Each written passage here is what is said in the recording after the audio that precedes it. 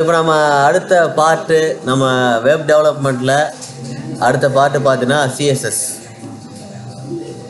So சிஎஸ்எஸ்ஸை வச்சு என்ன பண்ணலாம் அப்படிங்கிறத டே ஒன்லேயே நம்ம பார்த்துருக்கோம். ஓகேவா? HTML அப்படிங்கிறது ஒரு ஸ்கெலிட்டன் தான். நம்ம வெப்சைட்டுக்கு ஒரு ஸ்கெலிட்டனாக தான் இருக்கும், ஒரு ஸ்ட்ரக்சர் தான் கொடுக்கும். ஸோ இப்போ அந்த வெப்சைட்டை இன்னும் அட்ராக்டிவாக மாற்றணும், கலர்ஃபுல்லாக மாற்றணும், ஸோ பார்க்கவே நல்லா இருக்கணும் அப்படின்னா நீங்கள் சிஎஸ்எஸ் கண்டிப்பாக யூஸ் பண்ணி ஆகணும். ஓகேவா? சிஎஸ்எஸ்னால் என்ன அப்படின்னா கேஸ்கேடட் ஸ்டைல் ஷீட். எதுக்காக அதுக்கு கேஸ்கேடட் அப்படின்னு வச்சுருக்காங்க? கேஸ்கேடட்னா சீரியஸ்னு அர்த்தம்.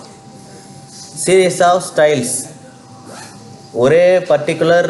இப்போ நம்ம இதுக்கு முன்னாடி பண்ணியிருக்கோம். என்ன பண்ணியிருக்கோம்?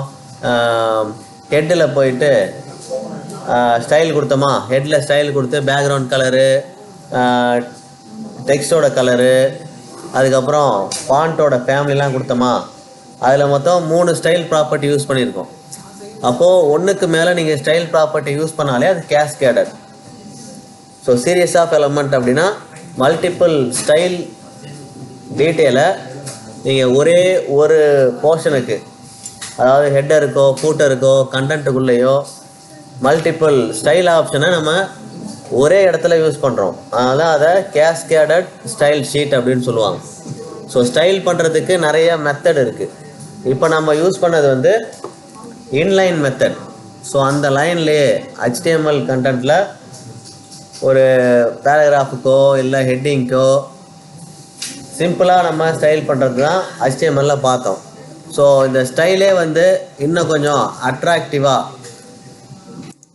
அட்வான்ஸ்டாக பண்ணணும் அப்படின்னா நம்ம சிஎஸ்எஸ் ஸ்டைல் தான் யூஸ் பண்ணணும். ஓகேவா?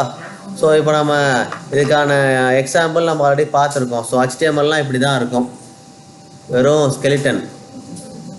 அதில் வேறு எந்த ஆக்ஷனோ அட்ராக்டிவோ எதுவுமே இருக்காது. இப்போ நம்ம இப்படி இருக்கிற அந்த HTML டாக்குமெண்ட்டை இந்த மாதிரி கொஞ்சம் அட்ராக்டிவாக மாற்ற போகிறோம்.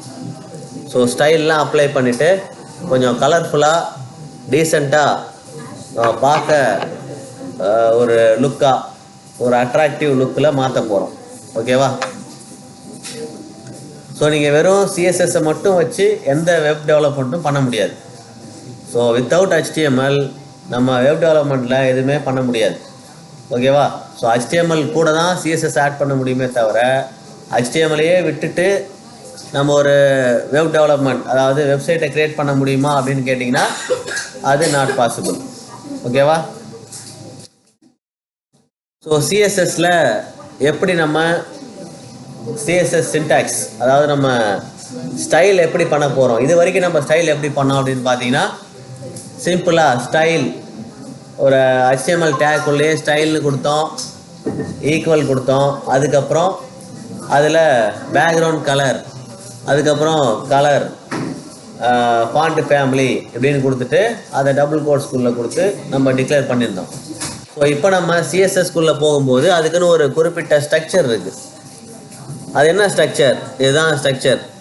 ஸோ அதில் பார்த்தீங்கன்னா செலக்டர். ஸோ எந்த போர்ஷனுக்கு எந்த இடத்துல நம்ம ஸ்டைல் பண்ண போகிறோம். இப்போ நான் கொடுத்துருக்கிறது பார்த்தீங்கன்னா H1னா என்ன? ஹெட்டர். So heading 1. ஸோ அந்த ஹெட்டிங் 1ல் நான் இப்போ ஸ்டைல் பண்ண போகிறேன். ஸோ அந்த பிளேஸை நம்ம செலக்ட் பண்ணணும், அதுதான் செலக்டர் அப்படின்னும். அடுத்தது கர்லி ப்ராக்கெட்டை ஓப்பன் பண்ணியிருக்கோம், கர்லி ப்ராக்கெட்டை க்ளோஸ் பண்ணியிருக்கோம். அதுக்கு இடையில தான் நம்ம பண்ண வேண்டிய ஸ்டைலை பண்ணணும். ஸோ என்ன கொடுத்துருக்கேன் அப்படின்னா கலர் என்னவாக இருக்கணும்? ப்ளூ. ஸோ அடுத்த property font size 12 pixel. So இங்கே 2 ப்ராப்பர்ட்டி அப்ளை பண்ணியிருக்கோம். ஒன்று கலர் ப்ராப்பர்ட்டி, இன்னொன்று ஃபாண்ட் சைஸ் ப்ராப்பர்ட்டி. ஸோ இதில் பார்த்தீங்கன்னா நீங்கள் கோலனுக்கு லெஃப்ட் சைடு உள்ளது ப்ராப்பர்ட்டி, கோலன் ரைட் சைடு உள்ளது வேல்யூ. ஸோ ஒரு ப்ராப்பர்ட்டி இருக்குன்னா அதுக்கான வேல்யூ பக்கத்துலேயே இருக்கணும். ஸோ ப்ராப்பர்ட்டியை மட்டும் டைப் பண்ணிவிட்டு வேல்யூவை டைப் பண்ணாமல் விட்டிங்கன்னா அது இன்வேலிட்.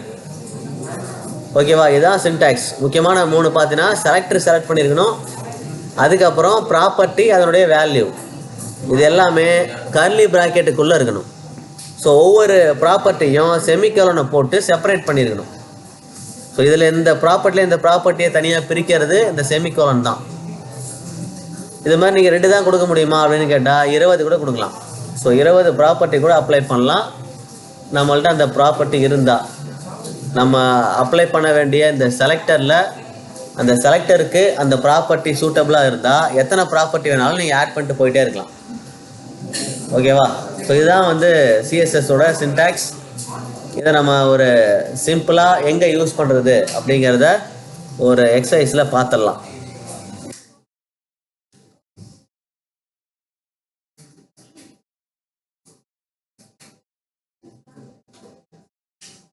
இதுக்கு ஒரு எக்ஸசைஸ் பார்த்தோமா,